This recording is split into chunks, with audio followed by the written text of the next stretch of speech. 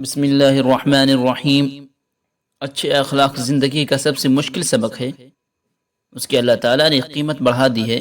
جو چیزیں مہنگی ہوگی قیمت زیادہ ہوگی، جو چیزیں قیمتی ہوگی قیمت زیادہ ہوگی، جو چیزیں بازار میں تھوڑی ہوگی اس کی قیمت اپنے آپ زیادہ ہو جائے گی۔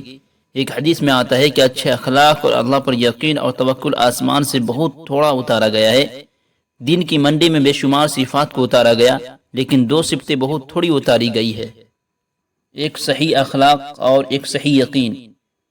یہ چیزیں تھوڑی ہوئی قیمت فوراً بڑھ گئی۔ اب کیا ہوگا؟ اب زیادہ قیمت سے یہ چیزیں حاصل ہوگی، قیمت زیادہ ہے اس لیے جہد کرنا پڑے گی۔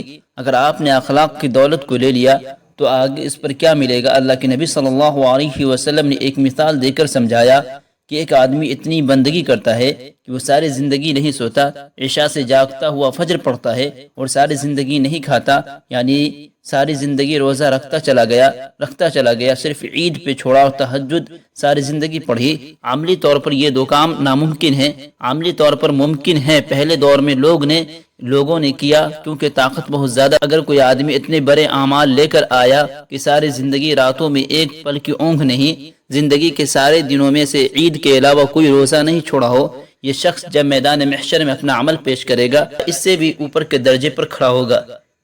انسان کی قیمت اس کے اخلاق سے ہے۔ لوگ سمجھتے ہیں کہ میرے پاس بڑی گاڑی ہوگی، میرے پاس بڑا بنگلہ ہوگا، میرے پاس بڑی دولت ہوگی تو عزت ہوگی، حالانکہ وہ عزت انسان کی نہیں بلکہ ان کی چیزوں سے ہے۔ اگر وہ چیزیں ہٹا لی جائے تو کوئی شخص پوچھنے والا نہیں ہوگا۔ ایک منصب کی عزت ہے اور ایک ساتھ کی عزت ہے۔ منصب کی عزت دھوکہ ہے اور ساتھ کی عزت حقیقی ہے۔ دین حقیقی عزت لاتا ہے، مناصب جھوٹی عزت لاتے ہیں۔ یہ وہ بنیادیں ہیں جس پر ہمارا معاشرہ تشکیل پاتا ہے۔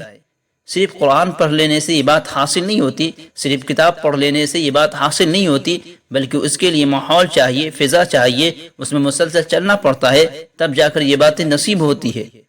ان کو گھر میں لانا، اولاد میں لانا، ان بنیادوں کو جب اٹھایا جائے گا تو اس کے اندر بننے والی عمارت کو کہا جائے گا اسلامی عمارت، اسلامی گھر، اسلامی شہر، اسلامی حکومت۔